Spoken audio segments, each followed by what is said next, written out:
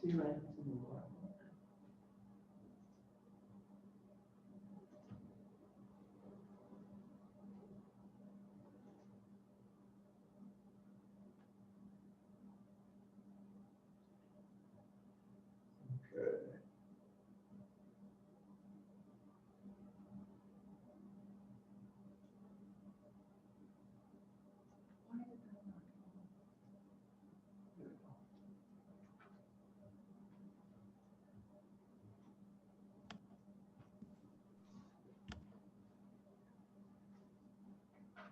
As long as there's just two of us, then they're not counting the minutes. There's 4 people.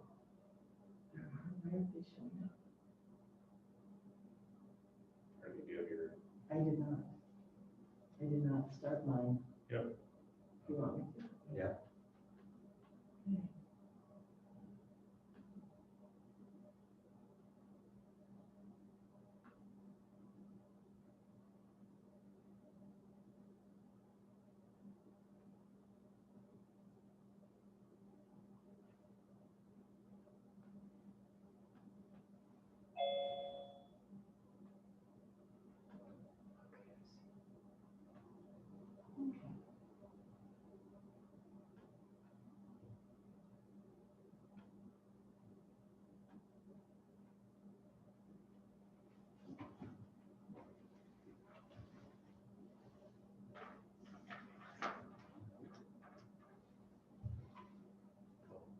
Okay. Oh. Good evening, everyone. We'll have time to answer questions after the presentation. If you have a question during the presentation, feel free to use the chat feature. Good evening, and welcome to tonight's informational meeting on the Montevideo Public Schools operating referendum. I'm Luther Heller, Superintendent of Schools, and with me tonight I have Scott Ripley, our Chief Technology Officer, and Dr. Vera Weber, our Technology Integration Specialist. On November 3rd, 2020, our district is going out to the voters with a request for the renewal and expansion of our district's operating referendum. An operating referendum is a voter-approved levy authority that's authorized for a specific amount per pupil and whose purpose can be twofold. First of all, it can be for general operations of the district, or secondly, it can be for a specific purpose. The referendum that we currently have in place served both of those when it was originally passed. A part of it was for general operations, and a part was for a specific purpose, the implementation of a technology initiative. The term for a referendum can be no more than 10 years, and with an operating referendum, we do qualify for state equalization aid, which we will be discussing later in the presentation. Referendums in Minnesota really go back into the early 1990s. And back in 1993, 65% of the school districts in Minnesota had operating referendums, or what then were called excess levy referendums, because they were really for things that were above and beyond what the state funding formula provided. The average operating referendum back in 1993 was $332 a pupil unit. By the time we got up to 2019, most districts then had an operating referendum in place, and the name of it had changed away from being an excess levy referendum because it became now more of something that was expected or required. In fact, back at the turn of the century, we were saying that it wasn't if you were going to have a referendum in place, it was a matter of when, because funding wasn't keeping up with our expenditures. And today, the average referendum is $1,468. In Montevideo, we passed in 2011 a $900 voter-approved operating referendum. $700 of that was for general operations. $100 of that was for curriculum development, and those two amounts were really lumped into one category. And then $100 a pupil unit was earmarked for our technology initiative. Over the years, the value of our operating referendum began to decrease. Not hugely, but it gradually wore down a little because we didn't have an inflationary clause in our referendum language. And so today, the total money raised by that $900 levy is $880.76 per pupil unit. Over the past 7 or 8 years, the legislature moved $724 of that out of the operating referendum and into a board authority referendum known as local optional revenue. And that is passed now by the Board of Education, and it must be renewed every 5 years. That left $156.70 in the voter-approved referendum. And that's the referendum that will be expiring in June of 2022. Most of that money goes towards the funding of our technology initiative. On November 3rd, with the election, we will be putting 2 ballot questions before the voters. Question number 1 is to renew the existing $156.76 per pupil unit levy and to expand the commitment in technology from $100 a pupil unit to the total $156.76 per pupil unit. Question number 2 will be an additional $303.24 per pupil unit in new levy. This will be to enhance and expand student programming, and it will also allow us to optimize our state equalization aid. The impact of the proposed referendum is really twofold. First, there's the student impact. Question number 1 allows us to continue and expand upon our current technology initiative that's been in place for the past 9 years. Question number 2 allows us to have program expansion to support student opportunities with our innovation zone, with additional classes in career and technical education, with the addition of exploratory programs across all grade levels, and with the expansion of our computer programming and computer science offerings. The second major impact of this is in funding. Question number 1, the $156.76, which is a renewal, that is just the renewal of what's currently on the books for our taxpayers. Taxes would remain the same on that as they've been over the past 9 years. So it's simply an expansion of that for an additional 9-year period. Question number 2 is a new tax levy of $303.24 per pupil unit, and that will bring our total levy to $460 per pupil unit. It allows us to have a fully equalized levy, and for our district, 56% of the money raised or the revenue raised in that $460 per pupil unit would be paid through state aid.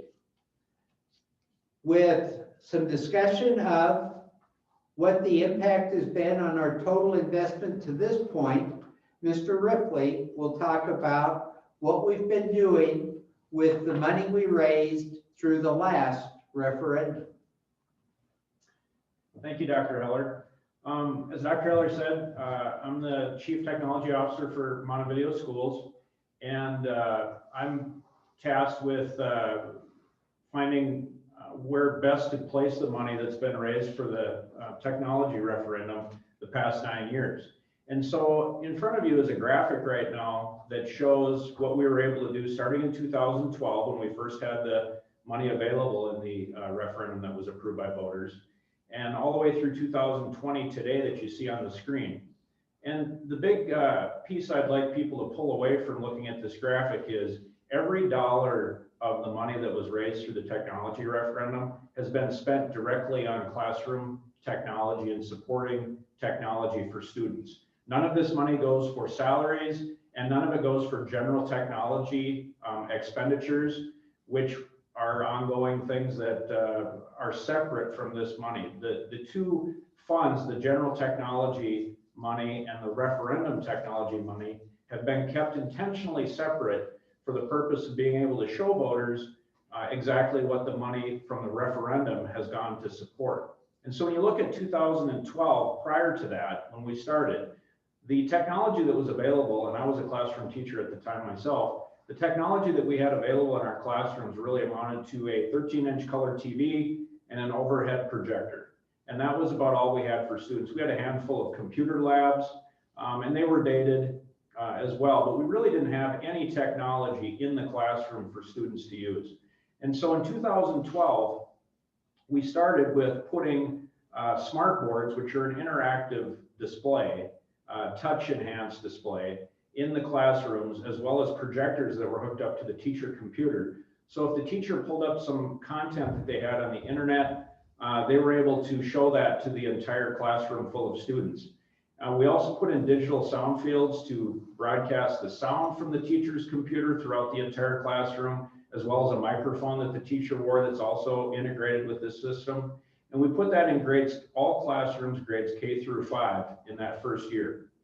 The second year, 2013, we did the same equipment in grades 6 through 12, so that by the end of our first 2 years of this referendum, we had already done something to impact every single student at Montevideo Schools, grades K through 12.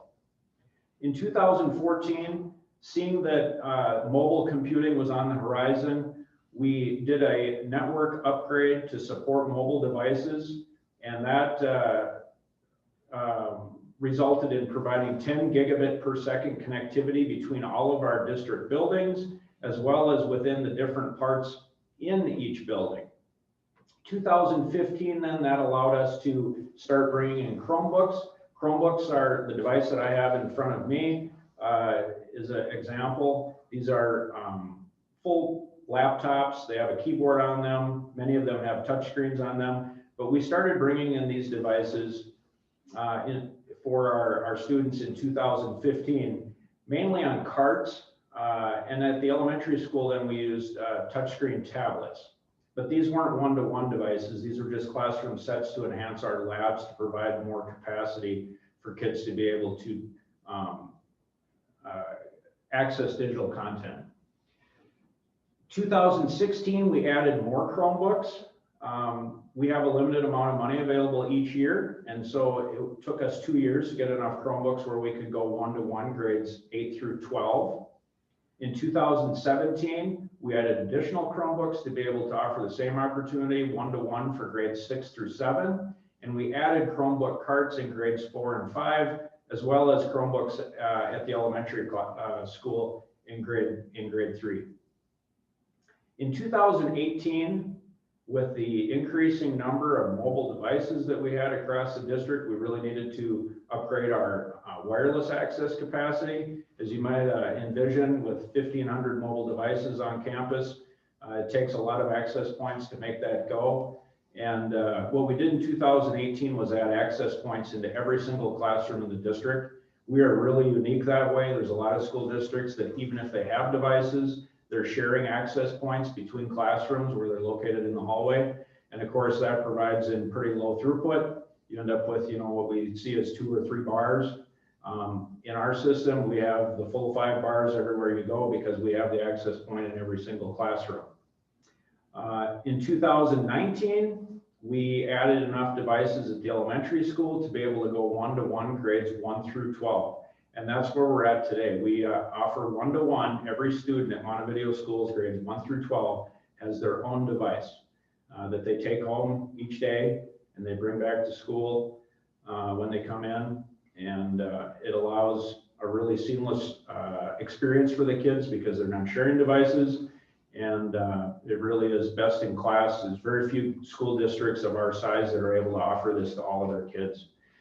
And then this past summer in 2020, keep in mind now our smart boards are getting to be 8 to 9 years old by this point if they were added in 2012. We added what's called a view board. And we're presenting from a view board actually to you this evening.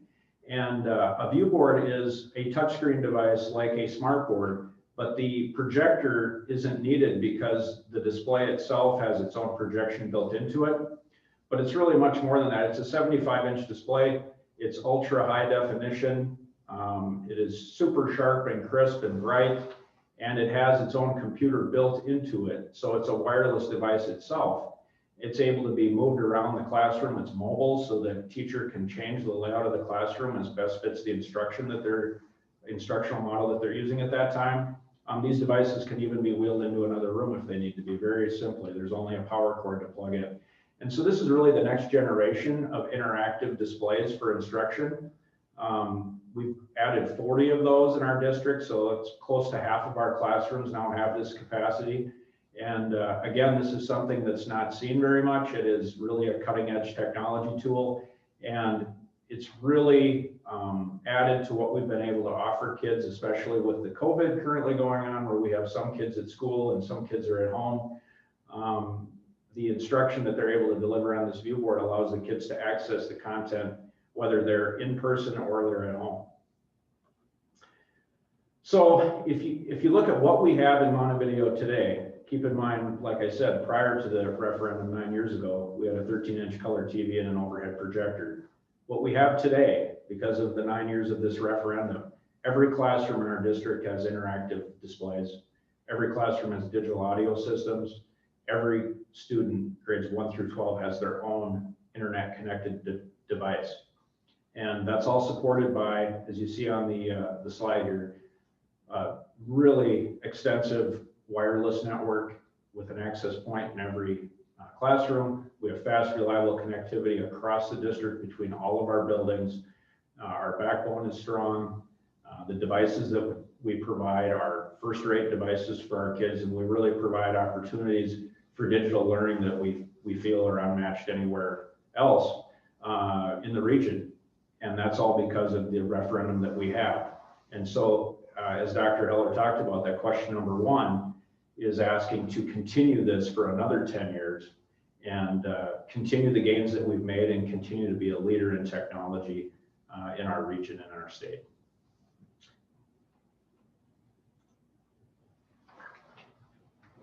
And I'll hand it back to Dr. Vera Weber, and she's going to tell you a little bit about the instructional capacity that we have with our technology here at Montevideo Schools. So 5 years ago, when I was interviewing for the position of technology integration specialist, I shared with everyone information from the National Education Technology Plan, which described 2 important facets for moving ahead with technology. And one of them was that it should have the capability of learning anytime, anywhere. And the second should be that it should prepare our students to be future ready. And future ready learning means that we're preparing our students for the unknown. Future ready learning is an innovative approach to education. It allows students with the ability to learn at their own pace, provides students with the different learning methods for comprehending content, and it also enhances learning with simulations, models, and serious games to understand difficult concepts. The technology in the Montevideo School District meets both of those criteria. In addition, because of the technology that we have in the Montevideo School District, we were able to implement virtual learning days 3 years before the state allowed e-learning days to make up for snow days. A good example of being future ready is what we're experiencing right now. Our students are able to learn even through a global pandemic that no one would have ever anticipated or expected. Yet our students are still able to interact with their teachers and their schoolmates. Mr. Vick, one of our 4th grade teachers, is using one of the most recent digital upgrades to classroom instruction, and that is our ViewSonic view boards, which is what Mr. Ripley was just describing. The view board has many learning advantages in the classroom. Students are able to connect their Chromebook devices, as you can see in this image, directly to the display board and interact with the information on their screens, just as teachers can cast out information from the view board to their students' Chromebooks and interact with the view boards and the student Chromebooks that way as well. In addition, these view boards also have the capability of writing on them, just like you would any whiteboard or chalkboard in your classroom. Earlier, I spoke of the ability to learn from anywhere, anytime. And this fall, many, if not most, of our 1st through 7th grade teachers have been teaching synchronously, meaning they're teaching half of their students who are learning at home while they're teaching the students that are sitting in front of them at the same time. This is truly phenomenal. I don't know of another school district in our area that's able to do this. And without the technology that our past referendum has provided, this would not be possible. Just another example of being able to learn anytime from anywhere is a teacher who recently was quarantined because of the COVID exposure. She's been able to teach from her home to her classroom of students who are either at home learning or sitting in a classroom being supervised by a substitute teacher. She's able to continue providing instruction even though she's quarantined from home. Mr. Foley teaches Algebra 1 and Algebra 2 at the Montevideo High School. He is one of our team of high school math teachers who have been using technology to allow students to learn at their own pace. He records his instruction and embeds questions within the video instruction for students to work on as homework. This provides 2 advantages for our students. Those that understand the concepts can keep learning at their own pace, and those who have questions, Mr. Foley can work with one-to-one or in small groups. This truly is an example of how technology enables us to tailor instruction to meet student needs. Another advantage to the technology in our school district is the ability for students to hear instruction in their own language. While many of our students are new to country and struggling to understand English, let alone learn reading and math and social studies and science, having the ability to translate the teacher's instruction into a language they can read is yet another advantage of how the technology in our district is helping students to learn and prepare for the future.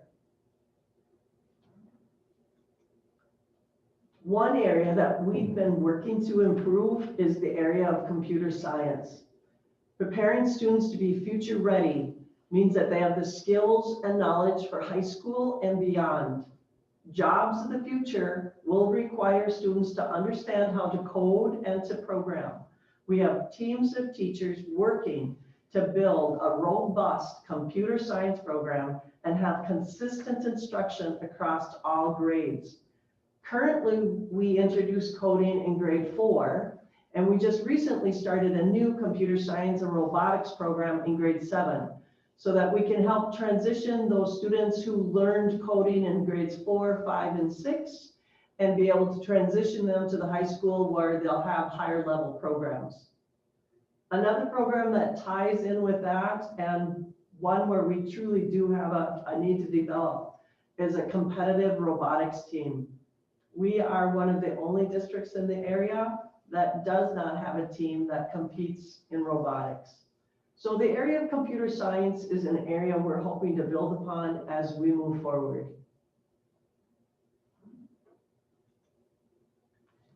When preparing our students for the future, technology is an essential piece of instruction and learning.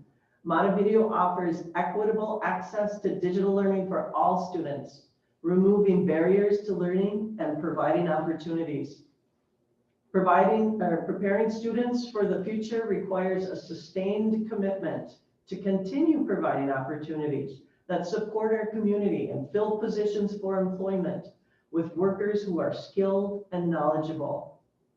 The Montevideo School District has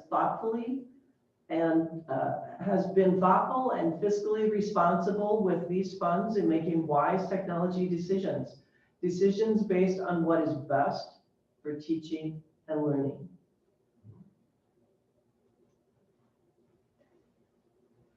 Thank you, Mr. Ripley and Dr. Weber. So how does a operating referendum work?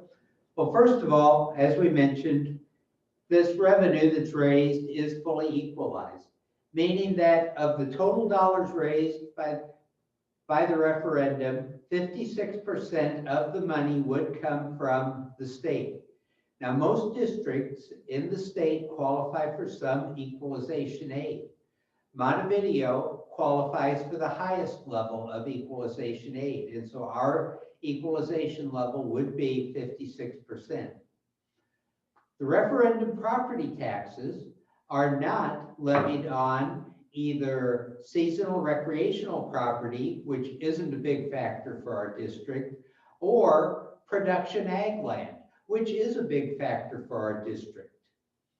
Referendum property taxes are levied on the assessed property value of all residential property, business and commercial property.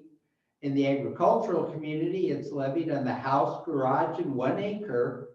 And all of these taxes are levied at a standard rate across all taxed entities, unlike some taxes which are levied at different rates depending upon what type of property it is. Question 1 would expand our current levy for an additional 9 years at the same annual cost. Question 2 would be an additional levy or a new levy for 10 years at an increased cost. The reason for the difference in the length of time is so that both levies, the next time they come due, will come due at the same time. The annual tax impact of this, if you were to take a property valued, a house valued at $100,000, currently that homeowner is paying $32 a year for this operating levy that we have in place. That would remain the same.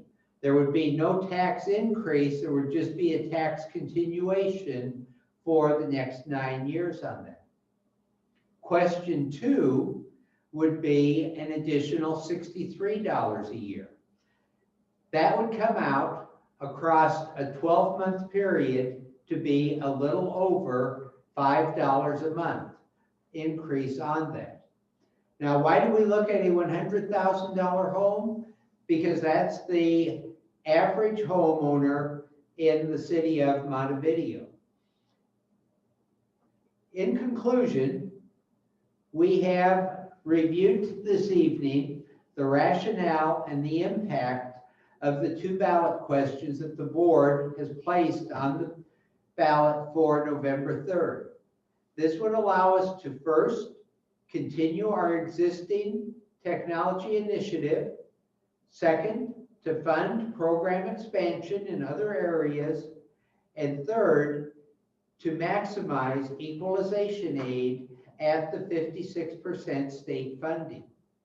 Now, another way to look at that for the equalization is that for every dollar raised by the taxpayers, the state would provide an additional $1.17 in equalization aid. So more than expanding upon what's already being raised there. We hope that you found the presentation this evening to be informative and useful, and we would be happy to answer any questions that you might have.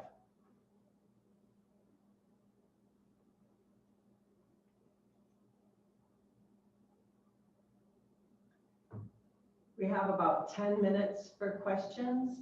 Our Zoom limit is 40 minutes, so it will automatically end at 6:40.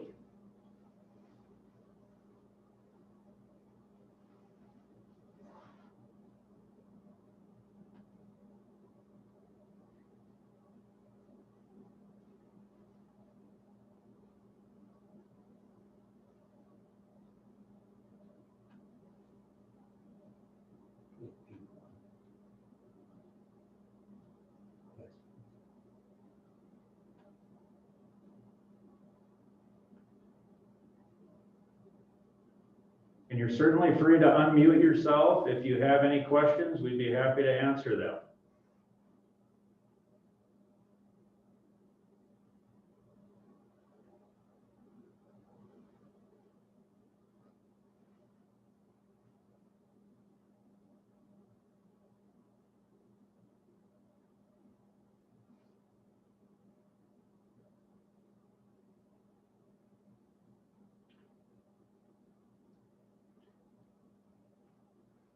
Thank you, Kelly.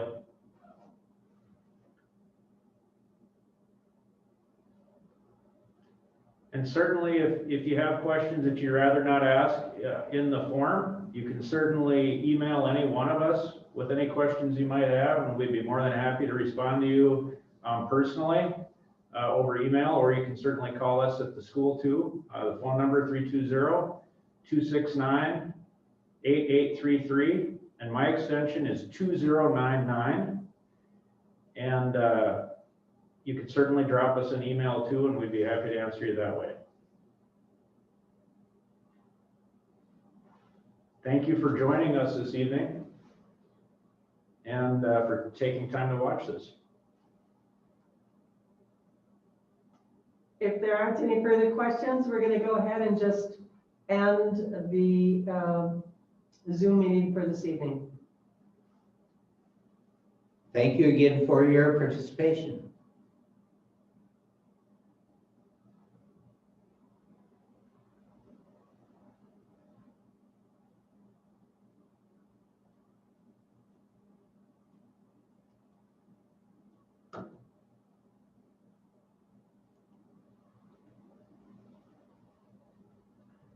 Still recording.